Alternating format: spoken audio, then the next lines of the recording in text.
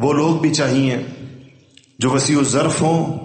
جن کے کلیجے بڑے ہوں، جن کے حوصلے بلند ہوں، جن کی نگاہیں اونچی ہوں، اور جو چھوٹے چھوٹے فروعی اختلافات کی وجہ سے امت کو ٹکڑوں میں نہ بٹنے دیں، دلوں کو نہ پھٹنے دیں، دلوں کو ایک دوسرے سے جدا نہ ہونے دیں، ایک دوسرے کو اللہ کے نام پر اور محمد مصطفیٰ صلی اللہ علیہ وسلم کے نام پر اور قرآن پر اور حضور کے جھنڈے کے نیچے بلانے کی اور اکٹھا کرنے کی کوشش کریں، اور امت کو بتائیں کہ جیسے یہ امت قیامت کے دن لواء الحمد کے نیچے اکٹھی ہوگی، نبی کریم صلی اللہ علیہ وسلم کے جھنڈے کے نیچے، آج بھی یہ امت حضور کے جھنڈے کے نیچے ایک ہے۔ یہ امت چھوٹی چھوٹی باتوں کو، چھوٹے چھوٹے اختلافات کو اور ایسی چیزوں کو جو ضروریات دین میں سے نہیں ہیں، جس کے اوپر کسی کفر کا اور کسی اس کا اطلاق نہیں ہوتا، مسلمانوں کے اندر کے باہمی جو مسائل ہوتے ہیں اس میں وہ عالی حوصلہ لوگ ہوں، وسیع ظرف لوگ ہوں، اور ان کے دل بڑے ہوں، ان میں اس بات کی صلاحیت ہو کہ وہ برداشت کر سکتے ہوں، خلاف مزاج بات برداشت کر سکتے ہوں، اپنی ترجیح کے خلاف بات برداشت کر سکتے ہوں، اور پھر بھی اپنے مخالفوں کو جو وہ مخالف سمجھتے ہو اپنے آپ کو، ان کو بھی سینے سے لگا سکتے ہو، ان کو بھی قریب کر سکتے ہو۔ ہمیشہ اللہ جل شانہ نے ایسے لوگوں سے اتحاد امت کا کام لیا ہے،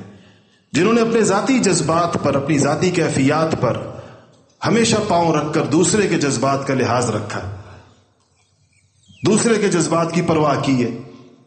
ان کو اللہ جل شانہ باعث بنا دیتے ہیں۔ اللہ تعالیٰ ان کے ذریعے سے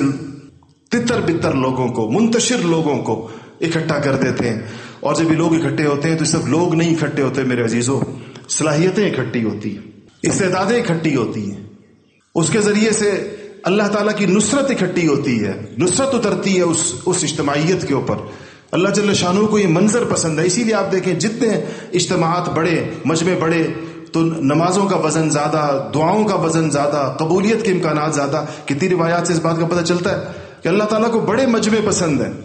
نماز کا مجمع آتا ہے کہ بڑے مجمع، اللہ تعالیٰ جتنا مجمع بڑا ہو نماز کا، دعا کا، اللہ جل شانہ حج کے موقع پر اسی لیے ساری انسانیت کو، سارے مسلمانوں کو اکٹھا کرتے ہیں کہ یہ انسانوں کی یہ جو جمعیت ہے، اکٹھا ہونا دلوں کے ساتھ بھی اور جسموں کے ساتھ بھی، اللہ جل شانہ کو پسند ہے۔ تو جب لوگ اکٹھے ہوں گے تو استعدادیں بھی اکٹھی ہوں گی، صلاحیتیں بھی اکٹھی ہوں گی، فکر بھی اکٹھی ہوگی، قوت بھی اکٹھی ہوگی، اموال بھی اکٹھے ہوں گے، جان و نفس اکٹھے ہوں گے۔